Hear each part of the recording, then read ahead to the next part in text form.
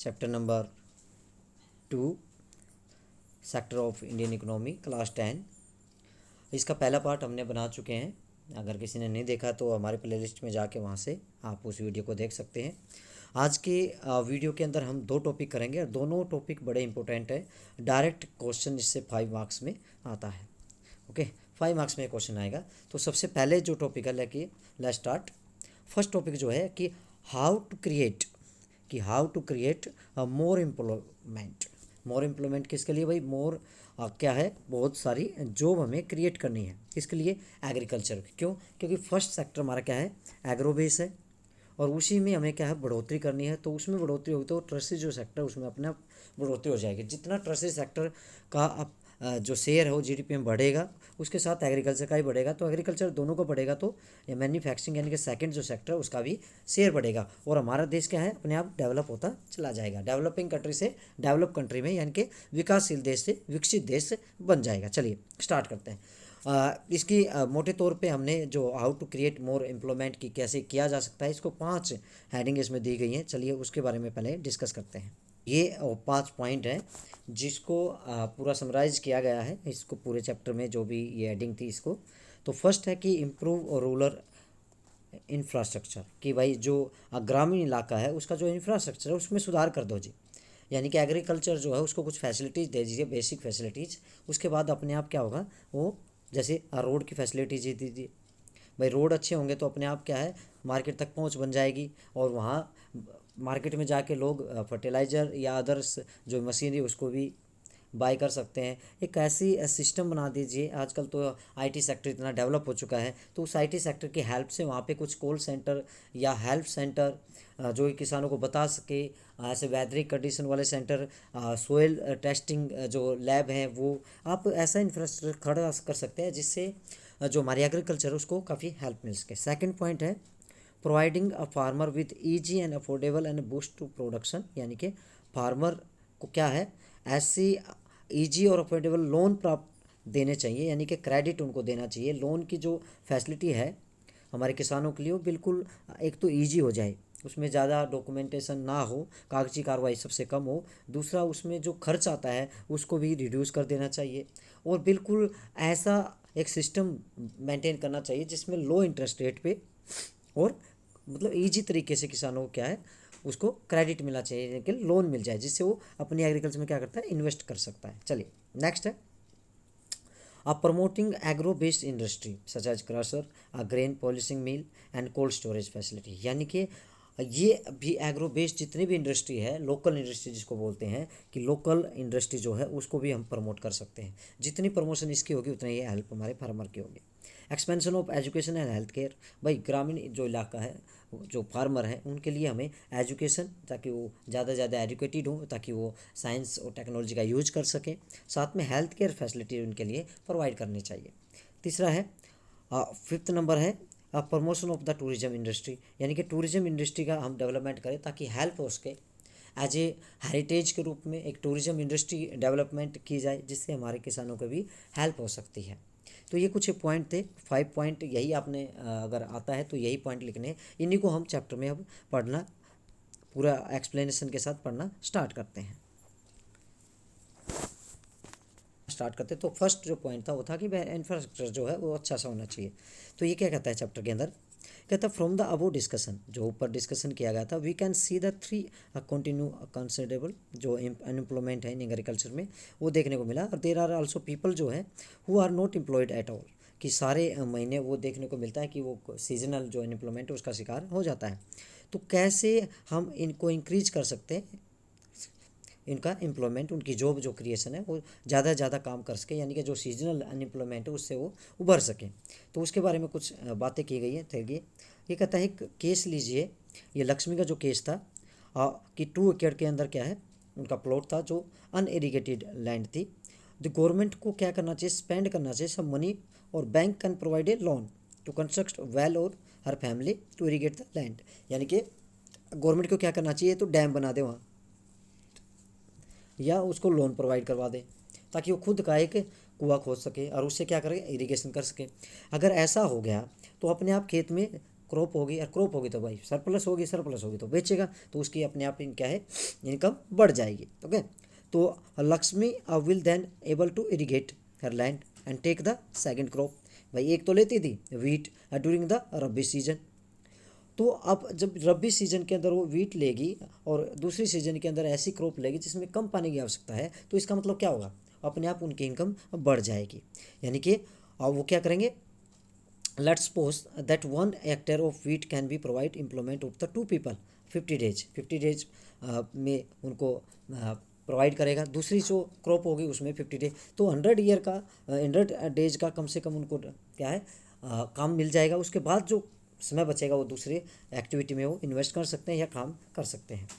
So 2 more member of family can be employed in her own field, यानी कि एक में कितने की ज़रूरत थी, 2 की, ठीक है, तो दूसरी जो ज़मीन थी वो खाली पड़ी थी, अगर वहाँ पे भी इरिगेशन होने लगी, क्रॉप होने लगी, यानी कि 2 व्यक्ति उसमें इंगेज हो जाएंगे, तो कुछ ना कुछ बढ़ोतरी होगी उनकी इनकम के अंदर, और जो अनएम्प्लॉयमेंट थी, हिडन एम्प्लॉयमेंट थी, वो भी थोड़ी सी क्या होगी, इम्प्रूव होगी, वो भी ख़त्म होगी। ठीक है, तो यही बात यहाँ पे आपको बताई जा रही है कि भाई कुछ इंफ्रास्ट्रक्चर वहाँ पे डेवलप कर दे। तो now suppose a new dam constructed, और वहाँ पे कंस्ट्रक्ट कर दिया, canal are dug in the to the irrigated many such farms, और ऐसे बहुत सारे फार्म्स को इस कैनाल से या इस डैम से सहायता मिलेगी, और सहायता मिलेगी तो इसका मतलब काफ़ी हद तक वहाँ पे लोगों की इनकम इंक्रीज होगी, जो एम्प्लॉयमेंट है वो डिक्रीज होगा। This could lead to a lot of employment generation within the agriculture sector itself, reducing problem of under employment, यानी कि हिडन डिस्कस्ड जिसको बोलते हैं, उसकी जो प्रॉब्लम हो अपने आप ख़त्म होती चली जाएगी। क्या कहता है, तो नेक्स्ट कहता है नाउ सपोज लक्ष्मी के पास अदर फार्मर जो हैं प्रोड्यूस करते हैं मच मोर देन बिफोर, ठीक है, अब वो ज़्यादा प्रोड्यूस करने लग जाएंगे, they would also need to sell some of this, अब उसको सेल करने की भी जरूरत रहेगी, तो इसके लिए क्या रिक्वायर्ड होगा, ट्रांसपोर्टेशन। अब ट्रांसपोर्टेशन क्या, रोड भी आ जाएगा, और भाई अदर्स जो व्हीकल्स हैं वो भी उनकी भी ज़रूरत पड़ेगी, तो जो प्रोडक्ट हैं वो नियर बाई जो टाउन है उसमें बेचने जाएंगे। गवर्नमेंट को इन्वेस्ट करना चाहिए मनी के उसमें transportation and storage of crop, यानी कि कोल्ड स्टोरेज की भी फैसिलिटी उनको प्रोवाइड करवा दें नियर बाई, तो उसमें क्या है वो स्टोर कर सकते हैं। जब महंगे दाम हो, प्राइस बढ़ जाए, तो कोल्ड स्टोरेज से निकाल के वो अपना दाम बेच सकते हैं अपनी क्रॉप, और उससे दाम ले सकते हैं, तो ये भी एक तरीका है उनकी इनकम को बढ़ाने का। तो ट्रांसपोर्टेशन के अंदर भाई व्हीकल्स की फैसिलिटी भी आ सकती है, रोड फैसिलिटी भी आ सकती है, रोड फैसिलिटी नहीं तो बेचने के लिए इंटरेस्ट नहीं रहेगा। तो बेटर क्रॉप जो मेक बेटर रूरल रोड, तो मिनी ट्रक्स जो हैं हर जगह पे वो पहुंच सके। बहुत छोटे छोटे फार्मर हैं उनके लिए तो पहुंच ही नहीं पाते हैं, इसलिए वो लक्ष्मी क्या करते हैं अपने वहीं बेच देती है। तो can continue grow and sell to this crop, तो दिस एक्टिविटी जो है can be provide the productive employment not just a farmer but also a others such as those in service in that like transportation. ये farmer के लिए फ़ायदा नहीं है, others जो जिनके पास ज़मीन नहीं है, लैंडलेस लेबर है, उनकी भी कुछ इनकम हो जाएगी, वो भी किसी न किसी एक्टिविटी में इंगेज हो जाएंगे। एक एक्टिविटी के साथ बहुत सारे लोग इंगेज हो जाते हैं। ठीक है, तो Lakshmi need to not confined water allow, अपने लिए नहीं, cultivated the land, she also need the seed fertiliser, बस एक पानी की ही ज़रूरत नहीं उसको कि पानी आ गया सब कुछ होगा, नहीं, उसके साथ साथ उसको अच्छे सीड्स की भी ज़रूरत है, फर्टिलाइजर की भी ज़रूरत है, एग्रीकल्चर जो इक्विपमेंट है उनकी भी ज़रूरत है, पंप सेट की भी ज़रूरत है टू ड्राई वाटर, यानी कि एक वाटर से ही काम नहीं चल रहा है, बहुत सारी चीज़ें वहाँ पे होनी चाहिए, सारी चीज़ मिलके क्या करेंगे वहाँ पे जो इरीगेशन है वो बढ़ेगी, और इरीगेशन बढ़ेगी तो इक्विपमेंट चाहिए, इक्विपमेंट के साथ साथ मशीनरी चाहिए, फर्टिलाइजर चाहिए, अच्छे सीड चाहिए, जिसके कारण क्या हो सकता है वहाँ पे क्रॉप अच्छी ले सकती है लक्ष्मी, तो वो सरप्लस होगी, जितनी ज़्यादा होगी प्रोडक्शन उतनी सरप्लस होगी तो बेचनी जाएगी।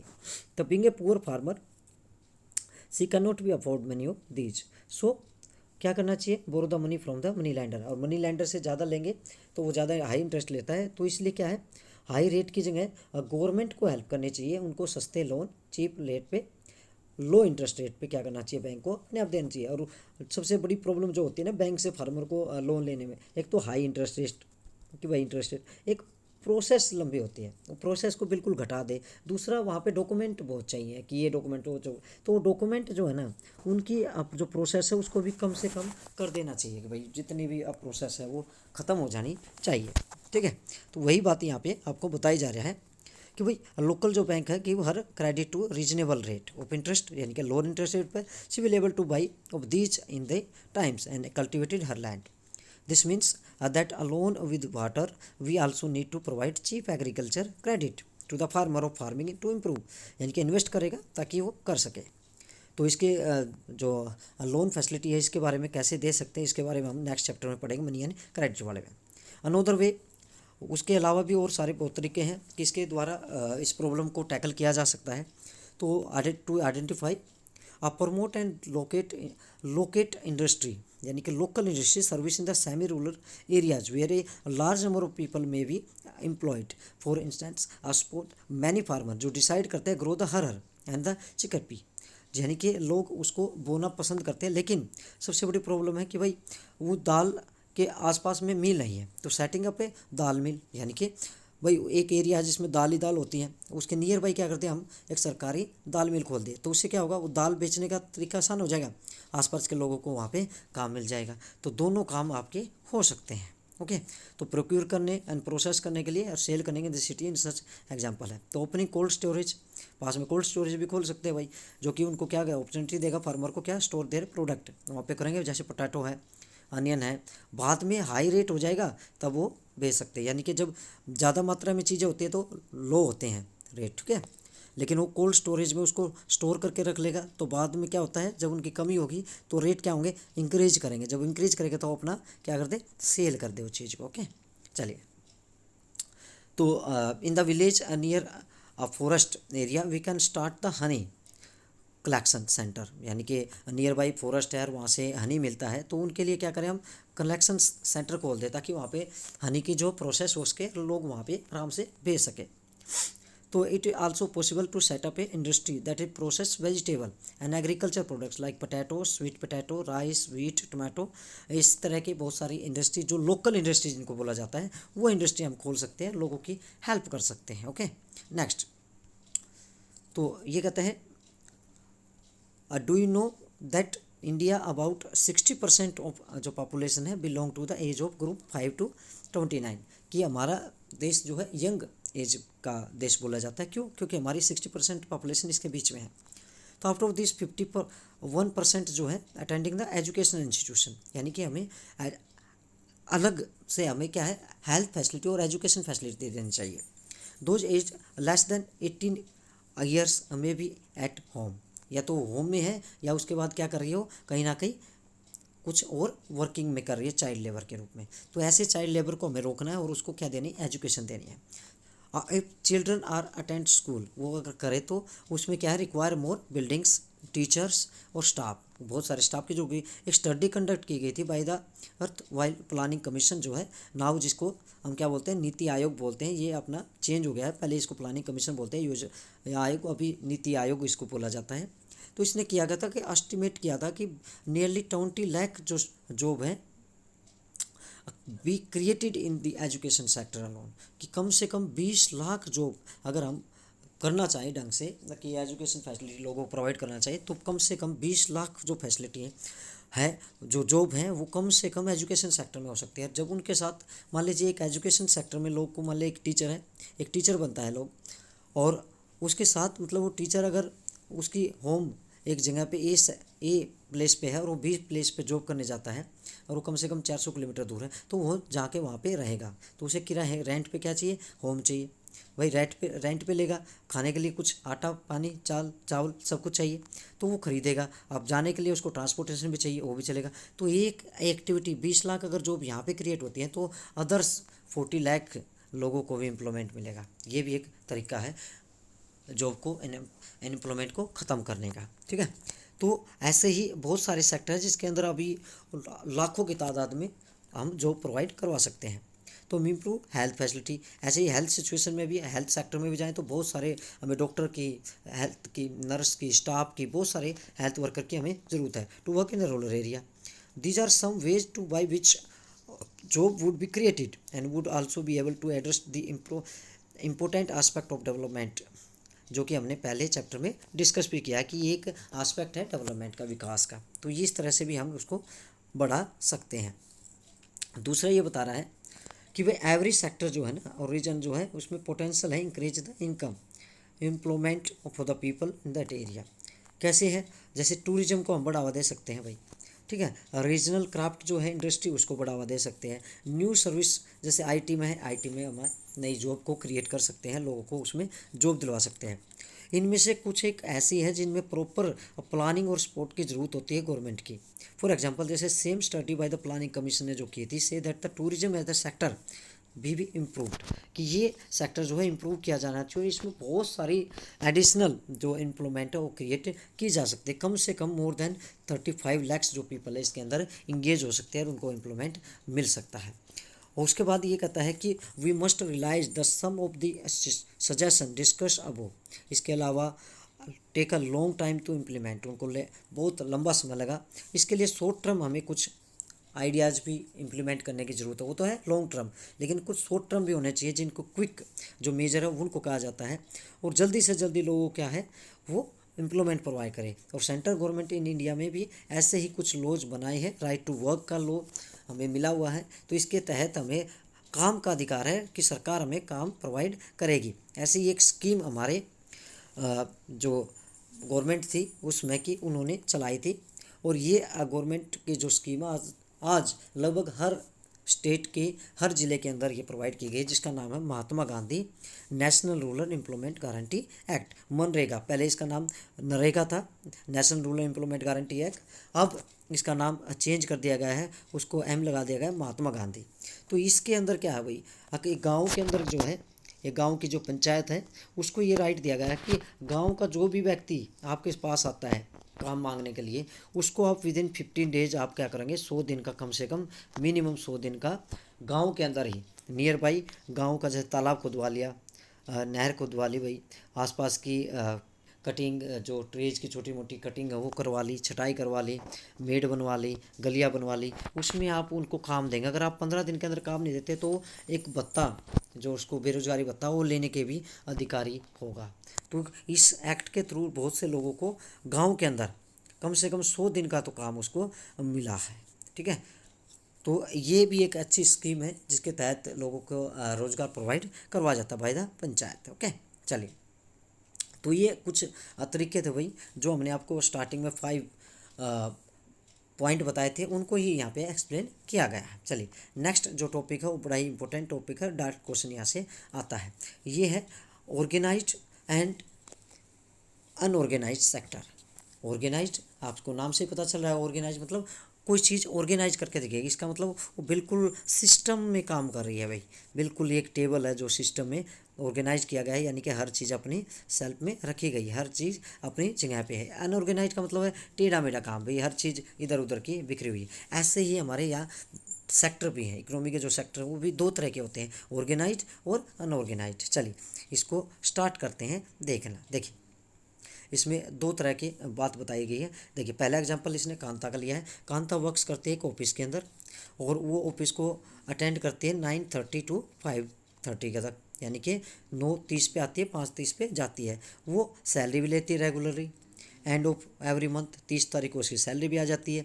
उसके एडिशन में जो सैलरी है आल्सो प्रोविड फंड, PF भी गवर्नमेंट की स्कीम है, उसके तहत एक फंड कटता है, वो भी कटवाती है, वो भी मिलता है उसको, हैं जो गवर्नमेंट के द्वारा बनाया गया है। She also medical and the other allowances, medical facility भी उसको मिलती है।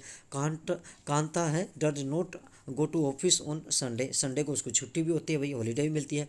This is the paid holiday, और ये पेड यानी कि उस दिन की उसकी छुट्टी के जो संडे की छुट्टी होती है करती है उसके पैसे नहीं कटते हैं, उसके पैसे बल्कि मिलते हैं। When she joined work, he was given the appointment letter setting all the term and condition of the work, और उसको तो पूरी प्रोसेस के साथ क्या मिली थी, जॉब मिली थी। तो दूसरा जो एग्जांपल दिया गया उसमें कमल का दिया गया है कि भाई एक व्यक्ति है कमल। अब कमल का क्या है, देखिए, कमल इज ए कांता नेबर, यानी कांता का ही पड़ोसी है।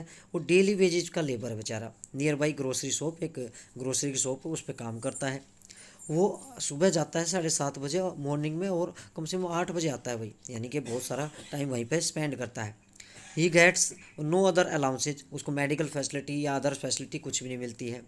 She not paid for the days does not work, जिस दिन वो नहीं जाता यानी कि संडे को अगर छुट्टी कर लेगा तो उसको पैसे नहीं मिलेंगे उसके। और also there no leave paid holiday, कुछ भी उसको नहीं है। Nor was the given by any formal letter, ना ही उसको कोई लेटर मिला था जिसके अंदर एम्प्लॉयमेंट की कोई टर्म एंड कंडीशन हो, ना पीएफ कटता है, कुछ भी नहीं कटता है। वो बेचारा वहाँ पे थोड़े पैसों में काम करता है और उसकी सैलरी भी मंथ के एंड में नहीं, कभी भी उसको लेट भी दे सकते हैं, कई बार जल्दी भी दी जाती है। ये दोनों में डिफरेंस है। अब इसमें क्या है, कांता क्या है, ऑर्गेनाइज सेक्टर में काम कर रही है, ठीक है ना, ऑर्गेनाइज में कर रही है, ये अनऑर्गेनाइज में काम कर रहा है। यही डिफरेंस है दो सेक्टर का। चलिए स्टार्ट करते हैं पढ़ना। देखिए ऑर्गेनाइज सेक्टर में क्या होगा भाई, ऑर्गेनाइज सेक्टर और अनऑर्गेनाइज सेक्टर में डिफरेंस क्या होगा। पहला डिफरेंस ये होगा भाई, वहाँ पे क्या होगा, प्रॉपर जो प्रोसेस के तहत अपॉइंटमेंट होगी। यहाँ पे कोई प्रोसेस नहीं होगी भाई। यहाँ पे क्या होगा, एक एलिजिबिलिटी, एक क्राइटेरिया होगा भाई सिलेक्शन का। यहाँ पे सिलेक्शन का कोई क्राइटेरिया नहीं होगा। यहाँ पे क्या होगा, पेड लीव मिलेंगी, यहाँ पे कोई लीव नहीं मिलेगी, ठीक है। यहाँ पे जो ऑर्गेनाइज सेक्टर है, जो ऑर्गेनाइज सेक्टर है इसके अंदर क्या है, रूल एंड रेगुलेशन क्या है, ऑर्गेनाइज सेक्टर के अंदर rule and regulation of government जो है ना, रूल ऑफ गवर्नमेंट जो है उसको फॉलोअप किया जाएगा, लेकिन अनऑर्गेनाइज सेक्टर में वो फॉलोअप नहीं किया जाएगा। तो ये सारी फैसिलिटीज़ ऑर्गेनाइज सेक्टर में मिलती है, इसलिए इसको ऑर्गेनाइज सेक्टर बोलते हैं, क्योंकि ये गवर्नमेंट की जो पॉलिसी है उसको फॉलोअप करता है। क्या कहता है, work in the organise sector.